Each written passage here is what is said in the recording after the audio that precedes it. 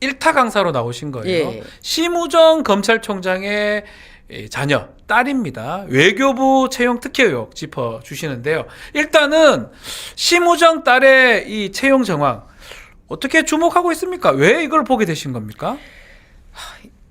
뭐 청년 실업이 지금 현재 한 120만 정도 일자리 찾고 있는 분들이 그 정도가 되는데 맞아요. 15세에서 29세까지가 그 정도인데 이게 역대 최대의 숫자이기도 하거든요.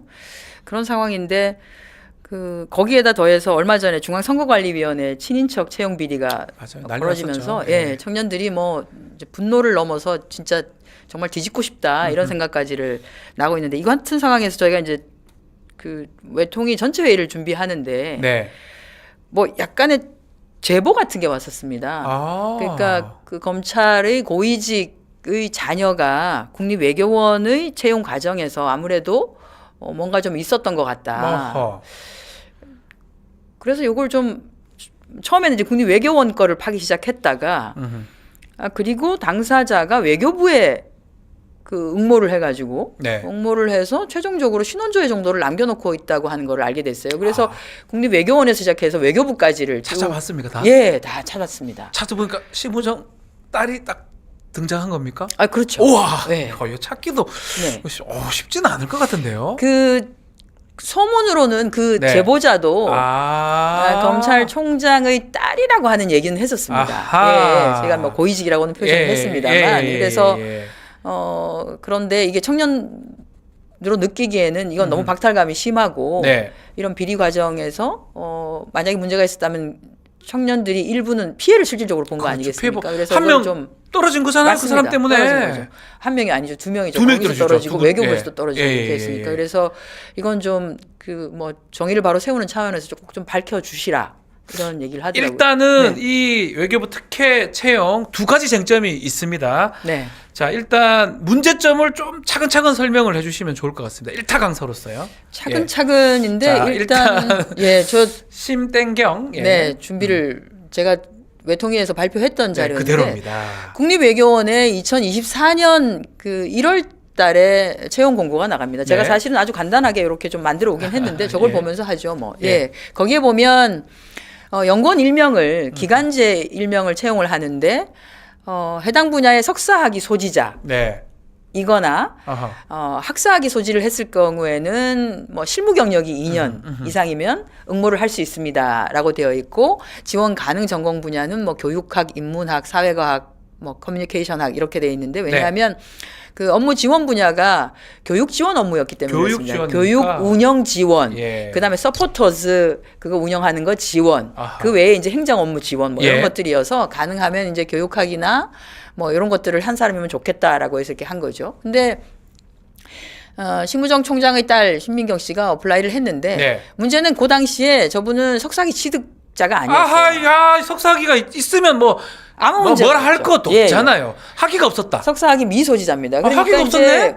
본인은 지금 이제 심 총장의 그 해명 발언을 보면 그리고 외교부에서도 얘기가 졸업 예정자였다. 예정 그럼 그때 하든지. 그렇습니다. 그때 하든지. 우리 박 변호사님이 너무 정확하게 알고 변호사입니다. 계세요. 네. 그때 하든지. 네. 이게 채용 시장은 이게 아다르고 어다르기 그렇죠. 때문에 예를 들어서 졸업 예정자를 학위 취득 예정자를 포함하고 싶을 경우에는 반드시 포함을 해줍니다. 거기 쓰면 됩니다. 예정자 포함, 예정자 포함. 졸업 예정자 포함이라고 다 되어 있습니다. 그렇죠, 그리고 그렇죠. 외교부의 경우에도 사실 그런 식으로 일을 해왔었습니다. 그리고 예를 들어서 채용 시에 공고를 낼 때 채용 자격, 응시 자격은 언제까지다라고 하는 걸 명료하게 해주는 그렇죠. 것도 있습니다. 제가 그 표를 하나를 갖고 왔는데요. 네. 예. 요거죠. 외교부 요렇게 돼 있어요. 네, 이렇게 보시면 이게 요렇게, 보이나요? 네. 여기 보시면 관련 석사학위 소지자 또는 소지자인데 응시 자격 판단 기준일이 기준일 채용 공고 마감일 그대로 나와 있잖아요. 이렇게 되어 있습니다. 요때 기준으로 소지가 있으면 돼. 학위가 있으면 되는데 요때 기준으로 보면 그 심우정 총장의 딸은 석사학위 소지자가 아닙니다. 그러니까 실제로는 자격 우리가 흔히 서류 전형을 할 때 걸러져야 되는 거죠. 네. 이거 그런데 이제 뭐 외교부의 발언은 아니 본인이 전화 와서 졸업 예정자인데 응모해도 되나요라고 해서 본인이 해도 된다고 답변을 했다. 그러길래 제가 7,000명이 넘게 이 채용 공고를 조회를 하고 네. 그걸 보고 대부분의 사람들은 아 내가 석사학위 소지자가 아니기 때문에 포기한 사람들이 얼마나 많았겠냐. 네. 그러면 도대체 몇 명이나 전화가 와서 그 사람들에게 답변해 줬냐. 아 졸업 예정자시면 하셔도 됩니다라고 해줬냐라고 하니까 그거에 대해서는 답변을 못 하더라고요. 답변을 못 하고. 예, 근데 답변을 할 수가 없겠죠. 국립외교원장하고 심우정 아는 사이였다 이런 얘기가 맞나요? 국제대학원에서 네. 교수와 제자. 아, 딸이 그 당사자가 아는 네네. 사람이군요. 네.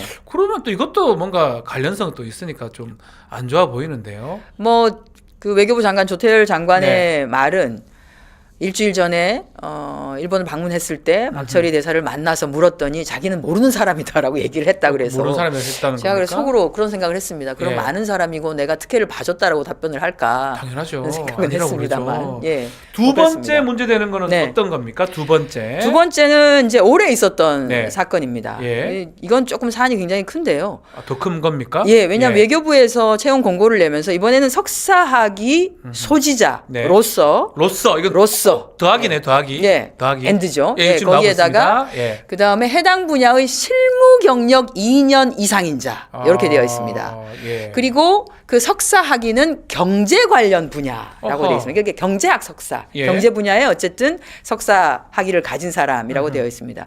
그래서 채용 공고 관련한 진행을 했어요. 네.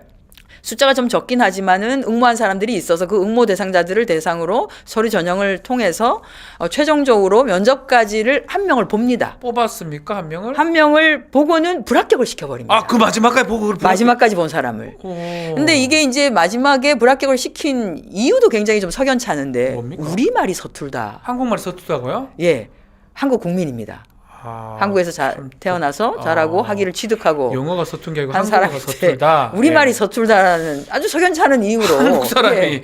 뭐 저것이 사투리가 좀 있으면 표준말을 서툴다 뭐 이건 몰라도 한국어 서툴다? 어쨌든 특하게 그렇게 해서 어렵네요. 불합격을 시켜버리고 그리고 재공고를 한 겁니까 그러면? 재공고를 했습니다. 요때 또 문제가 생기는 겁니까? 재공고를 하면서 아하. 그러면 재공고를 하면 경제 분야, 경제에서 사람을 뽑겠다고 했으니까 경제 분야에 석사학위 소지자로 해야 되는 거 아니겠습니까? 예, 갑자기 맞습니다. 분야를 바꿉니다. 무엇으로? 심우정 총장의 딸이 전공했었던 국제정치 분야로. 이건 누가 봐도 이건 누가 봐도 이상하죠. 의심스럽지 않습니까? 누가 봐도 이상하죠. 경제 이건. 분야가 아닌 정치, 국제 정치 분야 석사학위 소재로 네. 바꿔버렸네. 그 사이 석사학위 땄던 거고. 그렇죠. 이미 이제 이제 그거는 땄- 지난해에 땄겠죠. 땄으니까요. 땄으니까. 그래서 왜 그러면 국제 정치 분야로 바꿨냐라고 했더니 경제 분야로 사람을 뽑으려고 하니까 사람이 잘 많이 안 옵니다라고 얘기를 하더라고요. 아니 솔직히 말해서 그 사람 뽑으려고 한 거잖아요. 저 뽑으려면 저는 상법 박사거든요. 상법 박사로서 5년 경험, 변호사 자격인데 10년 뭐 이런 거. 솔직히 말해서 그거 보고 그럼 내보고 뽑은 거잖아요. 여기 딱 걸어 떨어지게 돼 있죠. 제공고가. 누가 보더라도 의심을 예. 하고 의혹의 그러니까요. 눈초리를 거둘 수가 없죠. 그래서 근데 이제 이게 말이 안 되는 게 경제 분야를 사람을 뽑으니까 사람이 적게 와서 그랬다라고 하는데 대개 그런 경우는 외교부에 통상 그런 일이 많기 때문에 네. 그럴 경우에는 다 기한을 연장합니다. 당연하죠. 예. 그렇게 하면 되죠. 예, 재공고를 하지만 기한을 연장하고 그렇죠. 기한을 넉넉하게 줍니다. 무조건 와요. 예, 넉넉하게 좀 무조건 와요. 넉넉하게 줍니다. 그러니까 이해할 수 없습니다. 그래서 이거는 이제 맞춤형 공고가 된 거 아니냐. 또 하나 더 있는 것 같아. 또 이 공고 내용 바꾼 것만도 충분히 문제가 되는데 네. 또 이상한 게 더 있다고 하더라고요. 이제 경력 가장 관련해서. 조금 네. 저희가 이제 문제를 삼는 게 경력 뭐 세탁이라고 해야 되나요? 경력 워싱이라고 얘기를 할 수밖에 없는데 예. 예를 들어서 본인이 했던 모든 경력을 제가 보니까 다 인정해줬어요.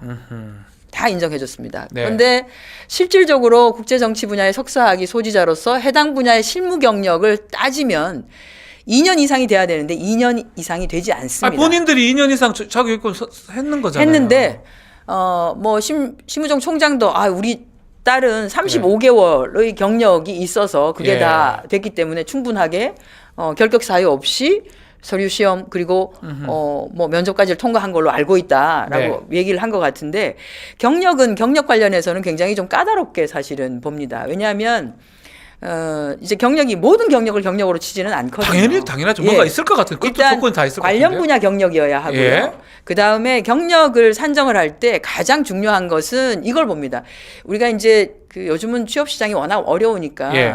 그 뭐 학생들도 그렇고 젊은 분들이 굉장히 많은 경험을 쌓게 되거든요. 경력 시장에서 열심히 하는데 예를 들어서 진짜 일을 시켜놓고 월급을 안 주면은 그거는 착취가 되지 않습니까? 그렇죠. 예, 그렇기 때문에 대개는 경험적으로 일을 하게 되는 경우에는 급여가 주어지지 않고 그게 아니라 정말로 경력을 쌓게 되는 일인 경우에는 급여를 줍니다. 급여가 가야 된다는 거죠. 그렇습니다. 예. 그래서 외교부에서도 올해도 인턴 공고를 해가지고 인턴을 뭐 100명 넘게 채용을 했는데 네. 다 급여를 줍니다. 아하. 이런 건 실질적으로 일을 시키는 거거든요. 네. 그런데 이제 요 신무정 총장 딸이 했었던 인턴 경력은 유엔 그 가버넌스 센터라고 하는 것인데 페이가 없는 중요하지 않은 업무에 대해서 그러나 이게 국제기구이니까 네. 와서 좋은 경험을 쌓으세요라고 아. 하는 거였습니다. 그거 한번 보여주시면 좋을 것 같아요. 지금 본인이 했던 네. 게 경험이 지금 이게- 너무 잘 해놨어요. 경험하고 네, 제가 경력 하나- 지금 나온 게 인턴 이게- 조고 이런 건 안 된다. 그렇습니다.